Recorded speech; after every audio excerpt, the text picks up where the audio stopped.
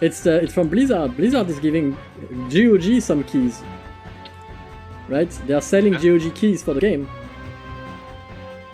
Yeah. So they should have gotten a lot of keys, but whatever.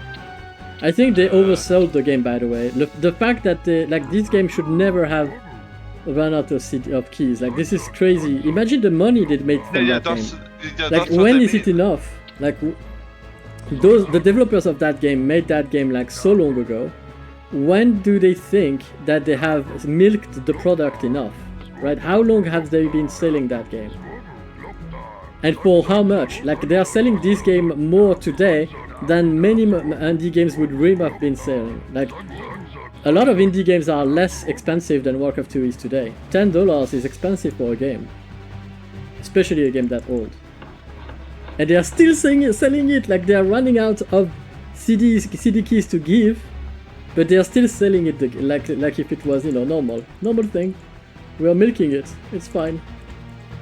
And then they're saying, "Oh, the game is not fun anymore." Like, but then why are you selling it $10? You know, why do you keep it on selling it the high price if it's not that good? You know, it's like it makes no sense. Anyways, but it was not like I think the guy who said that the game was not fun anymore is Frank Pierce, and he left Blizzard, God bless, a long time ago. After he said that the game was not worth remastering because it wasn't good anymore. Clearly a guy that was very experienced in playing the game. Maybe he was just bullied as a child playing it. I don't know. Maybe he was just bad at it. Never understood. But yeah. Anyways, we'll see how Blizzard, after being bought over by Microsoft, maybe they have people in charge that actually understand the value of what they have. I was bullied, that's why I played Warcraft 2. Oh yeah. I mean, maybe he wasn't bullied as a child. Maybe that's the reason. Maybe we were all bullied. What it is. What bully. Oh, I see. It's not worth it, true. Makes sense, Keron. Makes sense. Do you want me to commentate the game, Sus? Do you think I should be commenting this game? Like if it's a pro match or something? So we are watching the game, guys. It's gonna be interesting. We have some of the best players in the world, which is true. At least in the top 1,000 players in the world, because we don't have 1,000 players playing this game. So these guys are by default in the top 1,000. And the top 1,000 player of Warcraft 2 is absolutely amazing to watch play, because they know that their whole is producing peons, their farms giving them food, and their racks are the main military building for the early game. So these guys are very experienced, they know what they are talking about, obviously. And some of them even know how to place their buildings. Yeah. And alright, good luck. And so we are watching the game here, and we have a green player, the green color in Warcraft 2. If you didn't know it by then, or by now, or whatever, it is Kultiras. And it's the nation of Kultiras in the campaign. This guy is building some farms. He has a wall of farms, actually. If you don't know anything about Warcraft 2, you might think, oh wow, that's a beautiful wall, but well, it's a beautiful wall. It's lone, and he's making footmen. It's not the real lone. Obviously, the real lone would be a little bit stronger than this. Nighttime is a blue. He's playing the Storm with the Orcs, and Nighttime forgot to give me his vision, which is very not unusual. And still, yeah, okay, thank you very much. Thank you very much, Mr. Nighttime. For Warcraft 2 for a non-Warcraft 2 player, that farm wall doesn't even look like a wall. That is true. For an Age of Empires player, this looks like a wall of farms, which you would be forgiven to think is a wall of farm, because it is. But yeah, okay, so very big close here from that red player, slow mage, realizing he's being a little bit overrun by footmen. Decides to close his base with a lumber mill, but the problem is there's only one peon building the lumber mill, and there is 4 grunts attacking it, so the lumber mill would have fallen if the lone player did not decide to just change targets for no reason, and that lumber mill would be already dead. But he decided to change his target to go to attack the racks, which cannot be repaired. To be fair with him, that's a good attack as well. But the lumber mill would have been dead. Like, it was a sliver of health. It would have gone down because the one peon obviously was alone building it, and would not have been able to repair the damage. That being said, on the bottom side here we have Mr. Nighttime with his amazing 3v1 choke point over here, where the footmen are a little bit trapped, because if they try to move forward 1 tile, they will be trapped in a 3v1 situation. Warcraft 2 is a tile-based game. The movements in Warcraft 2 are tile-based, so are the buildings. Everything is happening on the one grid, and you can see that 3 grunts are occupying 3 tiles of that said grid, and there's only 1 free tile above them, and that free tile is not occupied, because if it was by a black footman, it would be 1v3, and that's why we call that a 1v3 choke point. If you're new to Warcraft 2 and you're just discovering it right now on this stream, this is amazing. I'm very proud of you. But you have a lot to catch up with, because that game obviously have been played for 28 years, and we do have quite the knowledge about it. We do know a little bit how it works, and it is a quite punishing game. It's very different from the other RTS you might look at. It is not a StarCraft game. It is not really much about the speed, but it is really much about the placement of your stuff, and if you do not place it right, you might lose, and actually you might be the fastest players on Earth. If you place your stuff wrong, you will lose, because it's all really much about it. And the black player with the farm dying at the bottom side is gonna die himself. He has only 1 peon, 0 peon alive, and that is the end of Mr. Keron. Keron killed by the blue Nighttime and the yellow Norviks. A 2v1? Unfair, you might say? Yes, it's unfair, but it's a 3v3, and in a 3v3, it is possible that 2 players attack 1 player. That may happen. In that situation, nothing can be really done unless someone goes to help you, but someone didn't come. MFSC is not coming to help Keron, as MFSC is busy having some footmen sleeping over here, and some grunts sleeping over there. Sorry, I said footmen, but it's grunts actually. And it's planned in commentary. I know, right? I know that's what it is. And actually, I'm thinking, yeah, Keron is actually attacking very, very heavily the green player that we were watching around, Mr. Lone, who has built a cannon tower. And Lone is like knights already. Okay, Lone is loving the knights. He's building the horses, and he's going to be defending very well with those. That cannon tower, but he loses his raxes, which means he's gonna have to build racks inside and try to chop out over there. I don't exactly know. Oh, he was building a rax here. Okay, never mind. Lone, it's not the real Lone, it's a smurf. It's what happens in Warcraft 2 is the first game that actually featured smurfing, which is creating a new account with a new name and playing under it as people want to guess who you are.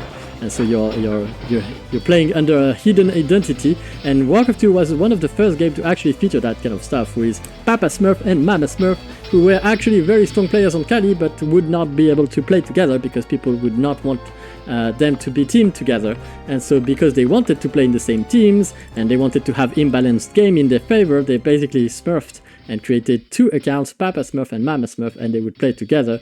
It only worked for a while, as people were very quick to understand that these were actually the 2 people that they didn't want to play together. So it didn't really work out, but at the end it stuck, and people remembered that smurfing is basically creating and playing under a different name.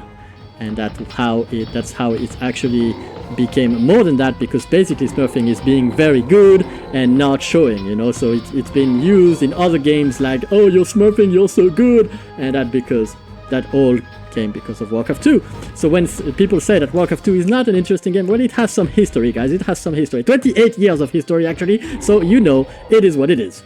It's been out there. It's been quite the game, and it's still played today. And if you want to watch Warcraft 2, you come to the right place, because that's where we play. We play every weekend with beginners and bad players and all of the worst that the world can offer, but also all of the best. You know, it's what it is. We play with everybody, and we make sure that everybody has a chance to win and have some fun on a 20 years old game, like I usually say.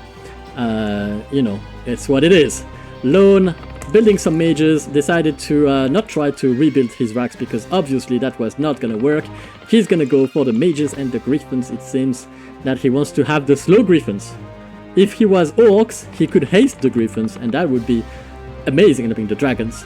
That would be quite amazing. But as a human player, well, he only have the basic griffins. They can't be hasted. They can be healed maybe, but we don't have the church, because the church is usually known to be quite the bad buildings. So the bad buildings, you don't build them because they are bad, right? They are not cost efficient, so you don't build them. So he doesn't have the paladins, so he won't have the paladins, and that's because he knows how to play. He decides to not troll too much. And actually, I was joking at the middle of the map here. He has some Raxes. He's gonna have some paladins and knights at least, and he's gonna try and fight back. Now we have MFSC with the beautiful ogres also fighting back and finding the forward barracks of Mr. Norviks. Norviks building his racks in a quite unlikely location, and yeah, slow mage. Slow, very slow. Slow is the red player here. He's the slow elf, and he's helping Keron try to stay in the game with that beautiful wall, which is not really choked up. I mean, you can see that it's a 2v2 here and a 3v3 here, so any type of unit that faces that wall and is probably not going to be trading badly, you know, because if it's a knight, it's better than a footman, and if it's a footman, well, they are trading even right there. Except for the defender advantage, which is usually that defender gets the first hit because the attacker has to move to the tile nearby, and while it's moving to the tile, it's getting the hit in the face. So that's why there is a little bit of a defensive advantage usually, but the random damage makes up for that. So it's what it is. We have the blue player here with Bloodlust, and that is obviously nighttime. Nighttime reaching the last, it is incredible. That doesn't happen often. So nighttime on last, I mean, mom, get the camera. It's happening tonight. We have some Bloodlust on nighttime. And we have ogres on the map too. I mean, what the hell? Is it crazy? Is it... What is happening tonight? Alrighty then. We have some Bloodlust. We have some attacks. We have some MFSC who's gonna get caught unlusted, and who's gonna lose his ogres, and who's not gonna be able to mine that expansion. He just... never mind, I spoke too fast. He's gonna manage... Alright, so it is what it is. And the blue ogres from nighttime going to play, and look like I'm pretty sure he's so hyped right now. He has like the ogres, he's like, oh, I got the ogres, I'm going in. And nighttime is like super hyped right now. I can feel the energies, you know. I've got the feeling that he's basically like right now he's sweating. He's like, oh, I got the ogres, that's it, I'm gonna destroy everything. And yeah, he's very happy. Probably jubilating right now, except we have some knights from Green, Mr. Alone. He's in ecstasy, yeah. He's like, I got the ogres, it's good, alright. Green making knights and mages, and basically trying to do the best he can to stay in the game. He's partnered with Nighttime, and that means it might actually go over to the side of Mr. Lone and Mr. Nighttime Lone, who's not the real Lone, but he's not alone. Wink wink, and he's making some magic towers. The mages are on his side. It's crazy. Now we have a catapult, a lone catapult coming from who is it coming from? Norviks, to try and aid the attack. What is the target of the catapult? I don't know. Maybe you knows. I am not sure. I don't think that catapult really had a plan in mind. It just decided to go and roll because it's like, oh, you see me rolling, you hating. Anyways, he's rolling.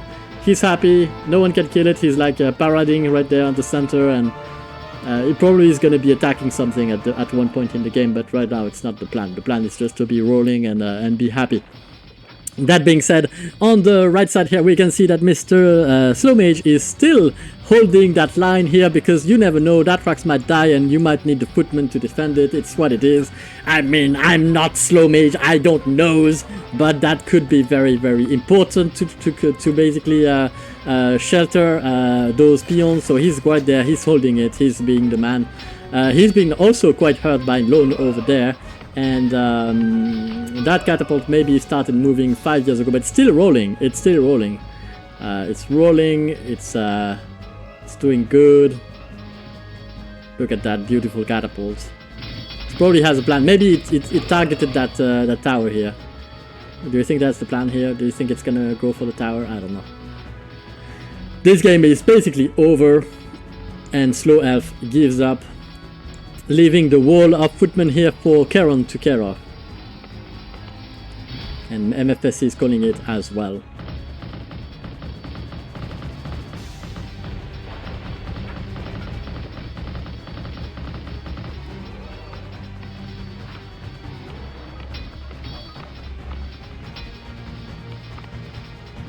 Die peons!